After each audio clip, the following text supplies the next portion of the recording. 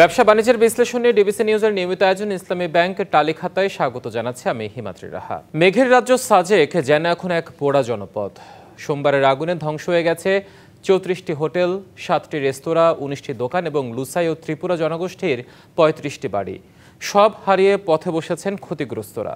সামান্য কিছু মালামাল ও আসবাব রক্ষা করতে পারলেও পুড়ে ছাই হয়ে গেছে ঘরবাড়ি। প্রকৃত ক্ষয়ক্ষতির তালিকা তৈরি করে ক্ষতিগ্রস্তদের সহায়তা করার কথা বলা হলেও এখনও কিছু পাননি তারা। সংশ্লিষ্টরা বলছেন ক্ষয়ক্ষতির পরিমাণ শত কোটি টাকা।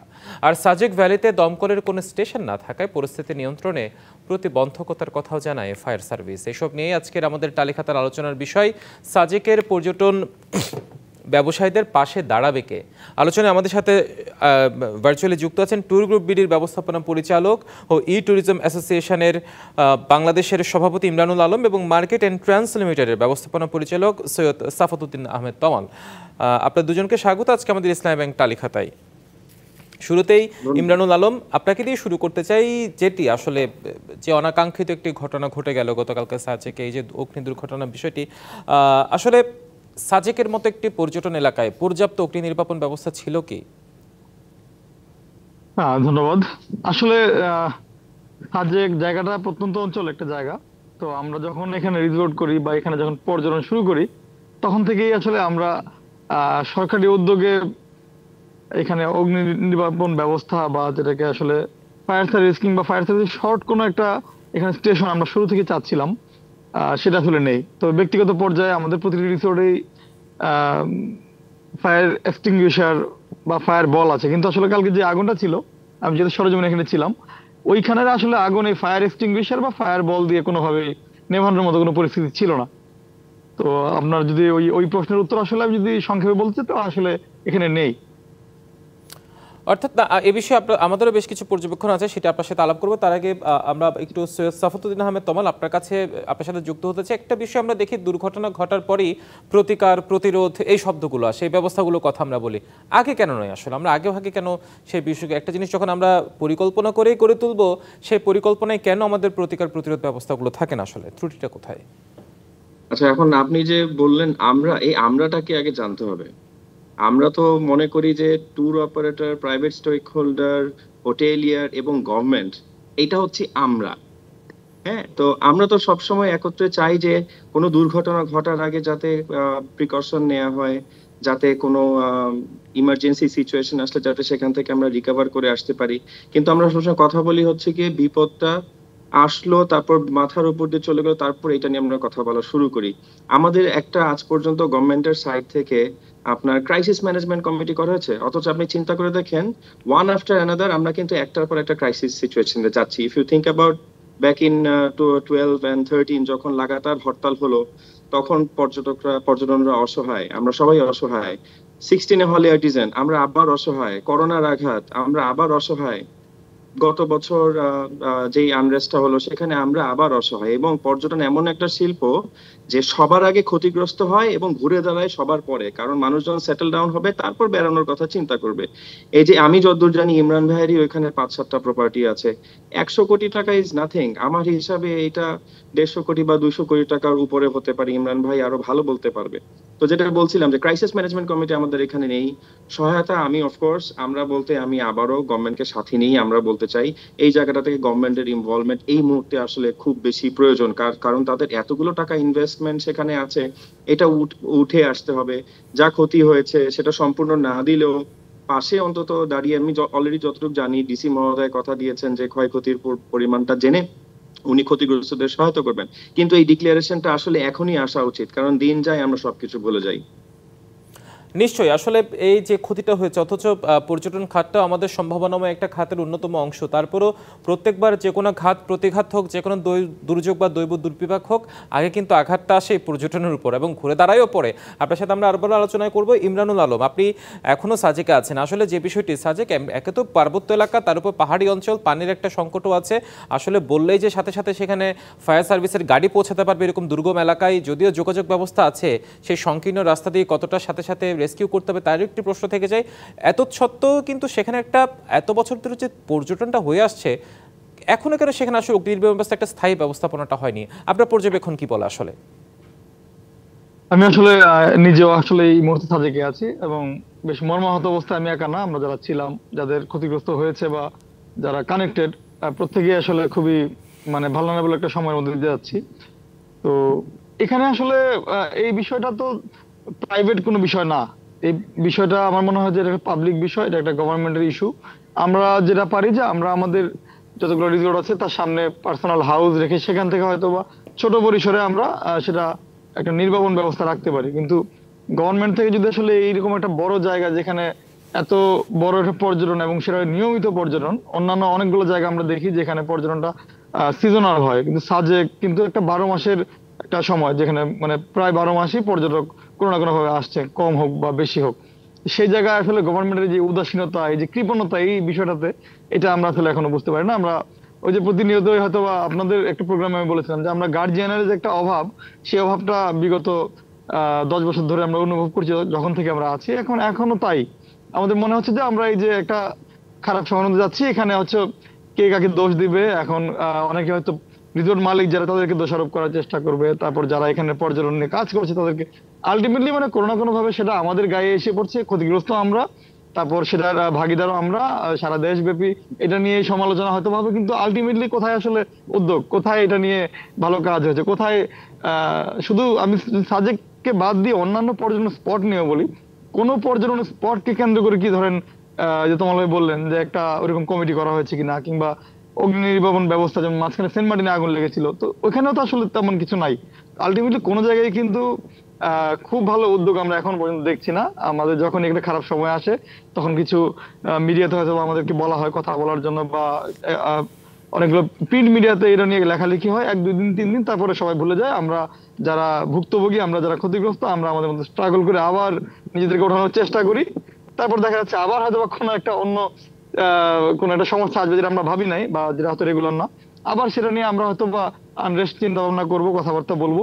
তারপর আবার এটা নিয়ে হয়তো বা কয়েকদিন মানুষ বলবে এটা ভালো ছিল, এটা হলে ওটা হতো, এইটা হলে এটা হতো দিয়ে আসলে আমাদের বাংলাদেশ চলে যাচ্ছে। তো এখনো আমরা এই একটা সিচুয়েশনের মধ্যে আছি। ক্ষতির পরিমাণ যেটা বলছেন যে এটা আসলে নিউজের জন্য হয়তো বলা হয়েছিল কালকে, আমরা সন্ধ্যায় ছিলাম ওই সময়। তো 100 কোটি টাকা একটা জাস্ট আইডিয়া করে বলা হয়েছে, আসলে এটা আমার মনে হয় যে এর দ্বিগুণ হওয়ার সম্ভাবনা বেশি। কারণ রিসোর্টই ছিল যেখানে 35, তারপর প্রায় 40টার মতো বাড়িঘর, দোকানপাট, রেস্টুরেন্ট, এগুলো মিলে আমার 200 কোটি টাকা পার হওয়ার কথা। তো আমার নিজেরিয়া এখানে 5টা প্রজেক্ট ছিল, 5টা রিসোর্ট ছিল, তো 5টাই পড়ে গিয়েছে। তো আমি বুঝতেই পারছেন যে আমার আসলে বর্তমানে কি পরিস্থিতি।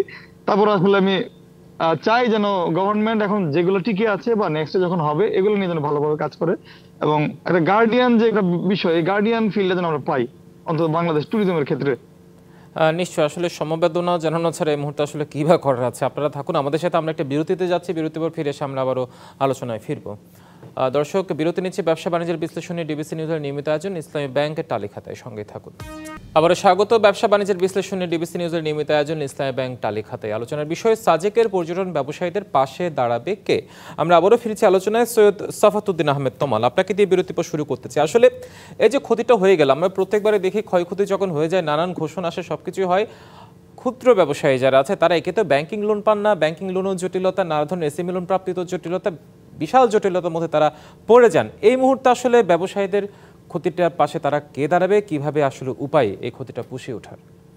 অবশ্যই এখন পর্যন্ত আমরা আমাদের আমব্রেলা আমাদের গভর্নমেন্টকেই মনে করি এই জায়গাটাতে তাদেরই হস্তক্ষেপ করতে হবে। তাদের সাথে একান্তভাবে ব্যাংক যারা আছে তাদের সাথে বসে আলোচনা করে যাতে সহজ শর্ত সাপেক্ষে ব্যবসায়ীরা লোন পায়, এবং যাদের অলরেডি লোন নেওয়া আছে সেটা যাতে আরেকটু দীর্ঘমেয়াদী করে সেটা পার্সেন্টেজটা কমিয়ে নিয়ে তাদেরকে সাহায্য করা যায়, সেই ব্যাপারে অবশ্যই গভর্নমেন্টের সহযোগিতাই একমাত্র সহযোগিতা এই মুহূর্তে আমি মনে করি।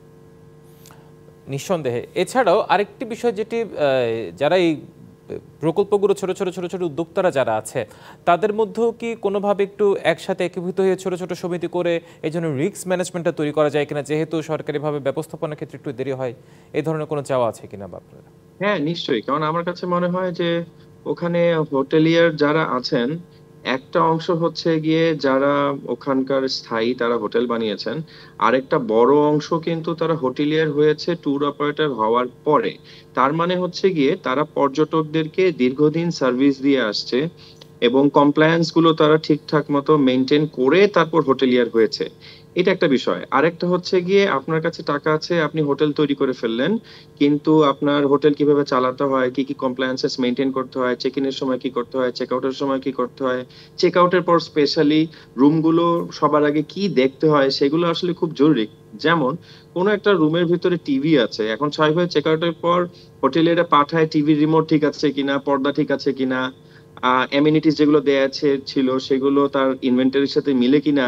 কিন্তু একটা বিন বক্সের মধ্যে সেখানে কোনো সিগারেটের বাট জ্বলন্ত অবস্থায় পড়ে আছে কিনা, এই জায়গাটা দেখার বিষয়ে আসলে আমার মনে হয় উদাসীনতা এই মুহূর্তে শুধু সাজেক নয়, অন্যান্য জায়গাতেও আছে। সো আমার কাছে মনে হয় ইউ আর রাইটলি সেইড যে হোটেলিয়ারদেরকে নিয়ে এবং ট্যুর অপারেটরদেরকে নিয়ে একত্রিত করে একটা কমিটি করা উচিত, যারা কিনা এই কমপ্লায়েন্সেস গুলোতে কাজ করবে, কি ডুজ এন্ড ডোন্টস খুঁজে বের করবে, চেক ইনের সময় কি করতে হবে, চেক আউটের সময় কি করতে হবে, একটা হোটেল পরিচালনার জন্য কি অ্যামেনিটিস থাকা অত্যন্ত জরুরি, স্টাফ রিক্রুটিং এবং ওদের ট্রেনিং এগুলো আসলে খুবই জরুরি। So you are rightly said, দোনোজনকে একত্রিত হয়ে এই কাজটা আসলে করতে হবে।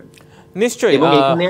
এবং এখানে আপনি চেয়ার সেখানকার ডিসি অথবা এরকম কাউকে আপনি রাখতে পারেন। যেমন কক্সবাজারের বিচ ম্যানেজমেন্ট কমিটির প্রধান হন সবসময় সেখানকার ডিসি মহোদয়। সো এটাও এখানে হতে পারে। নিশ্চয়ই, আপনি থাকুন আমাদের সাথে। ইমরানুল আলম, আপনার কাছে আমরা যে বিষয়টি জানতে চাই, আপনি নিজেও সেখানে, আপনারও বেশ কিছু প্রতিষ্ঠান আছে বলে উল্লেখ করেছেন। আসলে পার্বত্য এলাকার মতো, তাও আবার সাজেকের মতো ছোট্ট একটা জায়গায় এত ঘন বসতিপূর্ণ পর্যটন, তার উপর হচ্ছে রিসোর্ট কটেজ নির্মাণ, সেটিরও নিশ্চয়ই যৌক্তিকতা নিয়ে প্রশ্ন থেকে যায়। আসলে আপনার বিশ্লেষণ কি বলা আসলে? না, এটা একটা মানে সেন্সিটিভ একটা কোয়েশ্চেন। এটা আমি আশা করছিলাম যে এরকম একটা প্রশ্ন আমার কাছে আসবে। তো বিষয়টা হচ্ছে যে আসলে সাজেকটা যে পরিমাণ রিসোর্ট এখন হয়েছে, সেই অনুযায়ী জায়গাটা ছোট। আমি নিজেও অনেকগুলো রিসোর্টের মালিক, কিন্তু আমি ব্যক্তিগতভাবে আমি নিজেও চাই যে এখানে এখন যেহেতু অনেকটাই পুড়ে ধ্বংস হয়ে গিয়েছে এবং সেই আগের সাজেকের মতো রূপ নিয়েছে, বিরান ভূমি বলতে পারেন। আমার মনে হয় যে আগে যা হয়েছে, এখন চাইলে গভর্নমেন্ট, এখানে আর্মিরা আছেন, এখানে মালিক সমিতি আছেন, চাইলে ওনারা এটাকে আরেকটু পলিশড ওয়েতে রিসোর্ট গুলাকে মানে সেগ্রিগেট করতে পারে, একটু ভাগ করতে পারে যে এই জোনে এতটা রিসোর্ট সম্ভব, বা একটু ফাঁকা ফাঁকা করে একটু দূরত্ব রেখে। দেখা যাচ্ছে যে আমি আমার নিজের যে জায়গাটাও আগে ক্লিয়ার করি যে আমি নিজেও আসলে অনেকগুলো রিসোর্টের মালিক এবং এগুলো খুব পাশাপাশি। বিষয়টা এমন হয়েছে যে দেখা যাচ্ছে যে আমি প্রতিটা রিসোর্টের পাশে আরেকটা রিসোর্টের জায়গা আছে, সেই জায়গাটা কেউ না কেউ আসলে রিসোর্ট করবে। তো আমি যখন চাইবো যে আমার একটা জোন আছে, এই জোনে হয়তো আমি চাইবো যে অন্য কেউ যেহেতু করছে, তাহলে আমি করি না কেন, মানে আমি অন্য কাউকে হয়তো চাইবো যে নিরুৎসাহিত করতে, আমি নিজেকেও চাই। কিন্তু আমি ওভারঅল আমি চাই যে আসলে আরো ফাঁকা ফাঁকা থাকুক, কিন্তু ওইখানে যে আমার যে 5টা রিসোর্ট ছিল, 5টা রিসোর্ট জায়গায় এমন হয় যে গভর্নমেন্ট থেকে বা এখান থেকে নীতি নির্ধারকটা 3টা রিসোর্টের জন্য ফিক্স করে দিল যে এই জায়গাতে 3টা রিসোর্ট হবে অথবা ঠিক এতটা রুম হবে। আমি এটার জন্য মানে আমি ওয়েলকামিং মোডে থাকবো। আমি চাই যে আসলে ঘনত্বটা আরো কমে যাক, কালকে এত বেশি ঘনত্ব না হলে অথবা মানে ক্ষতির সংখ্যা একটু কম হতো। যদি ফাঁকাটা আরো বেশি থাকতো, আমার মনে হয় যে আগুনটা এত বেশি ছড়াতো না। তো সেক্ষেত্রে আমার মনে হয় যে এখানে যারা আছে তারাও যে ওয়েলকামিং না এমন না, কিন্তু বিষয় যেটা হয় যে অনেক সময় হয়ে যাওয়ার পরে যখন আসলে প্ল্যান করা হয় তখন এটা করা যায় না। কিন্তু আমার মনে হয় যে যে কোনো পর্যটনের স্থানে আপনি ধরেন আপনার যে ডিবিসি নিউজটা যেখানে বানিয়েছেন যে বিল্ডিংটা, আপনি বললেই কালকে ছড়িয়ে দিবেন না। আগে থেকে যদি রাজুক আপনাকে প্ল্যান দেয় যে আপনি এখানে আসলে করতে পারবেন না, তাহলে কিন্তু আপনাকে আপনি মানতে বাধ্য হবেন এবং সেটাই একটা রুলস হয়ে যাবে। তো আমাদের ক্ষেত্রেও সেম। এখন হয়তো অনেকে প্রেশার প্রয়োগ করবে, কেন আপনারা রিসোর্ট করেছেন? তো আমি তো আসলে রিসোর্ট করার লোক না, আমি তো আসলে বিজনেস করতে এসেছি। আমি চাইবো যে আমার প্রতিষ্ঠানকে বড় করার জন্য সেখানে যারা নীতিটা নির্ধারণ করবেন, ওনারা আমার আমার মতে ওনারা হচ্ছে এটাকে স্ট্রিক্টলি মেনটেন করুক, যে একটা জোন করে দিবে, এখানে একটা নির্দিষ্ট পরিমাণ রিসোর্ট হবে, নির্দিষ্ট পরিমাণ রুম হবে এবং একটা কটেজ থেকে একটা কটেজের দূরত্ব ঠিক এটুকু হবে, এর বেশি বা এর কম, এর বেশি করা যাবে কিন্তু এর কম করা যাবে না।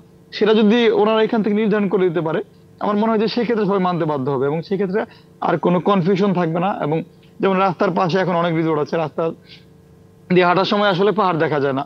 তো আমি নিজের পক্ষপাতী না, কিন্তু ওই যে বিজনেসের স্বার্থে দেখা যাচ্ছে যে এখানে কেউ না কেউ রিসোর্ট করে রেখেছে, আমি হয়তো সেটা লিজ নিয়েছি।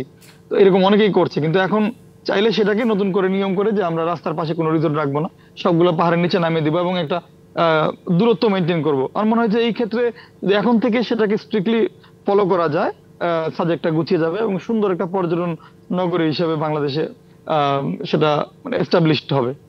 নিশ্চয় আসলে নগরপুলের দেবালয় এটা না, এটার প্রভাব কিন্তু সব জায়গাতেই পড়বে, যাই হোক না কেন। পর্যটনের কোনো একটা জায়গায় সাজেকে যদি পর্যটনের ক্ষতি হয়, সেটার প্রেক্ষাপট কক্সবাজারে গিয়েও পড়বে, কক্সবাজারে যদি হয় সেটা সাজেকেও পড়বে, কারণ একটা একের সাথে পর্যটন অর্থনীতিটাই অঙ্গাঙ্গিভাবে জড়িত।